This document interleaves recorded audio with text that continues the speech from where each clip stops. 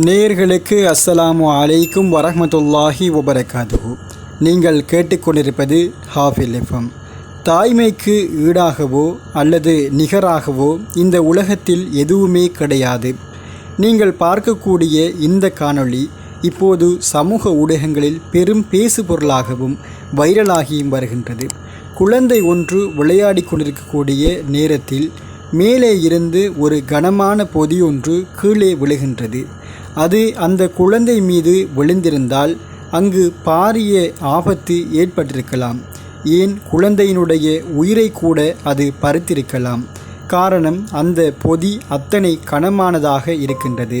அந்த குழந்தையை காப்பாற்ற அந்த தாய் அந்த குழந்தைக்கு விழ வேண்டிய பொதியை வேகமாக வந்து அவருடைய முதுகில் வாங்கி கொள்கின்றார். அவருடைய முதுகில் விழும்போதும் அதன் பின்னர் அவருக்கு ஏற்பட்ட வலியை வெளிப்படுத்துகின்ற விதமும் அந்த பொதி எத்தனை கனமானது என்பதை எமக்கு உணர்த்துகின்றது.